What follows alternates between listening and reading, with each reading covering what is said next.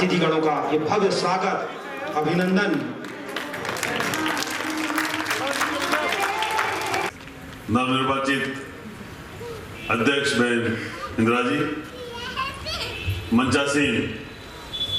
निवर्तमान जिला प्रमुख गीता जी, पंडित अम्बिकेश्वर जी, पूर्ण जी,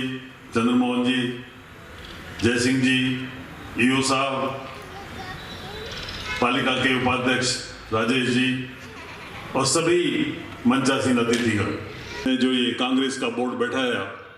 इसके लिए मैं उनका बहुत शुक्रगुजार हूँ। साथ ही देखिए, पालिका में जो इस बार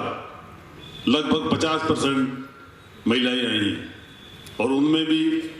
60 से 70%,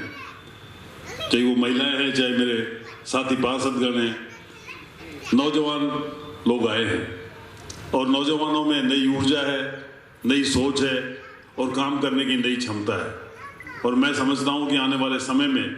सभी मिलकर इस बांदीकुई के विकास में चार चांद लगाएंगे और अपने अपने वार्ड को, देखिए आप अपने वार्ड की 5 समस्याएं अपने जहन में बैठा लो। आप बहुत सारे काम होंगे छोटे बड़े,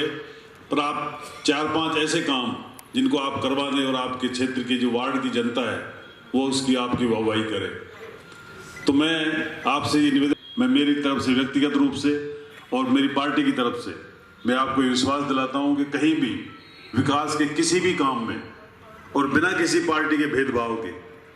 मैं डंगा जी को खासतौर से निवेदन करना चाहूँगा, आप निश्चित रहें, आपको कहीं ऐसा नहीं लगने देंगे कि हम कोई पार्टी बाजी के हिसाब से किसी पार्षद को या किसी वार्ड को हम लोग कोई ऐसा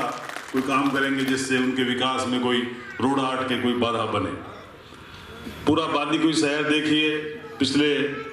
बहुत लंबे समय से मैं देख रहा हूँ यहाँ पे ये जो आगरा फाटक है, ये एक बहुत बड़ा नासूर और बहुत बड़ी समस्या बन गई है। तो मैं तो सबसे आपसे पार्षदगण से निवेदन करना चाहता हूँ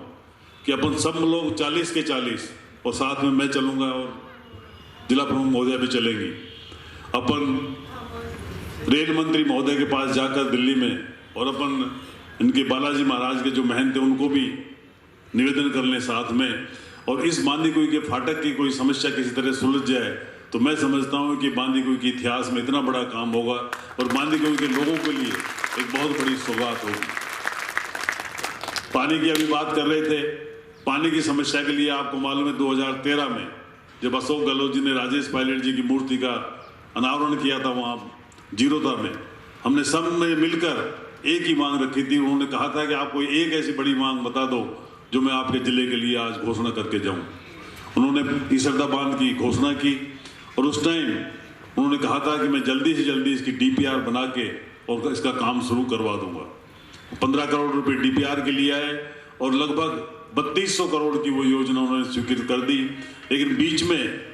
चूंकि 5 साल तक बीजेपी का राज रहा, तो आप बुरा नहीं माने पर उन लोगों ने बिल्कुल भी उस पर एक अक्षर के भाई कोई काम नहीं किया और वो पूरी योजना ठंडे बस्ते में पड़ी रही। हम जब पुणे वापस चुन के आए 2018 में, हमने सबसे पहले मुख्यमंत्री महोदय से, मैंने और मुरारी लाल जी ने दोनों जाकर वहाँ पे कहा कि साहब हमें आपने जो सौगात दी थी वो बिल्कुल ठप पड़ी है, बंद पड़ी है और उस फाइल को वापस खोलें। उन्होंने हमें आश्वासित किया, उसको वापस रिवाइव किया और वो योजना वापस उसमें 900 करोड़ रुपए जोड़े गए और 4100 करोड़ की एक नई प्लान बनाई और जिसमें 1200 करोड़ रुपए ईसरदा बांध के लिए और 2900 करोड़ पाइपलाइन के लिए उन्होंने स्वीकृत किए। वो जो 1200 करोड़ रुपए का बांध बनना था उसका काम बहुत तेज गति से चल रहा है और उन्होंने हमें आश्वासित किया है कि जैसे ही इस बांध का निर्माण कार्य पूरा होगा तो निश्चित रूप से पूरे जिले में पानी की समस्या के लिए बजट दे दिया जाएगा और जितना जल्दी होगा उतना हम पानी के लिए प्रयास करेंगे। इसके अलावा जो पानी की अभी तात्कालिक समस्या है, देखिए हमने बाणगंगा से और जहाँ से भी संभव था वो हमने नए ट्यूबवेल्स लगवाए, पर अभी एक तरह से दुर्भाग्य में कहूँगा कि वहाँ जो हमने 8 ट्यूबवेल लगाए थे उनमें से भी 4 सूख गए और दोबारा पुणे और 4 हमने वहाँ सैंक्शन कराए और अभी 8 ट्यूबवेल पुणे चालू हो जाएंगे तो कुछ ना कुछ हमें राहत निश्चित रूप से मिलेगी। अब आपके जो 40 वार्ड हैं उनमें आप खुद ये सोच लें कि वहाँ क्या किस तरह से हम लोगों को राहत पहुँचा सकते हैं। वहाँ एकल पॉइंट, ट्यूबवेल्स, किस तरह हम लोग को टंकी बनवा के कैसे लोगों को हम राहत पहुंचा सकते हैं, इसके लिए हमको सबको मिलकर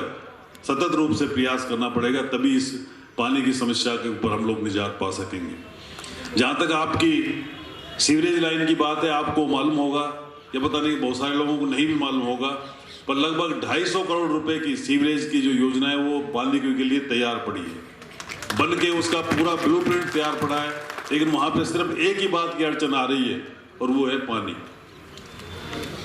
state government, ADB, NABARD, world bank, सबके सब मिलके उसको फंडिंग करने के लिए तैयार हैं, लेकिन जो समस्या है वो है पानी। उन लोगों का कहना है कि जब तक पानी इतना नहीं होगा कि जिससे वो कचरा बाहर निकल जाए, मलबा साफ हो जाए, तो चौक हो जाएगी लाइनें और वो कामयाब नहीं होंगी। तो मैं समझता हूँ कि हम लोग उस योजना को, जैसे ही हमें इसरदा का पानी मिलेगा, निश्चित रूप से उस योजना को हम यहाँ लागू करवाएंगे और वो योजना लागू हो जाएगी तो बांदीकुई के लिए ये एक बहुत बड़ा वरदान होगी। इसके अलावा भी बहुत सारे छोटे छोटे जो काम है, उसमें सौंदर्यीकरण की बात है। इसमें अभी जो आग, इस पे सिकंदरा रोड पे मैं रास्ते में आ रहा था, तो यहाँ जिस तरह हमने बसवा रोड पे और इस पे गुड़ा कटरा रोड पे जो लाइट्स का काम किया है, इस तरह वहाँ भी हम लाइट कराने की कोशिश करेंगे। और भी बहुत सारे काम, महिला महाविद्यालय का काम, उसका समतलीकरण का काम लगभग पूरा हो गया है, उसको हम निर्माण कार्य उसका शुरू हो जाएगा। और बहुत सारे ऐसे काम जो बांदीकुई के विकास में हम नए सोपान स्थापित करेंगे। मैं निश्चित रूप से सब लोग मिलकर, सारी पालिका मंडल मिलकर हम लोग काम करेंगे तो निश्चित ही यहाँ के लोगों को राहत मिलेगी। आप लोगों को पुनः बहुत बहुत धन्यवाद, बहुत बहुत मुबारकबाद कि आपने बहुत थम्पिंग मेजॉरिटी से कांग्रेस का बोर्ड बनवाया। धन्यवाद। राम राम साहब।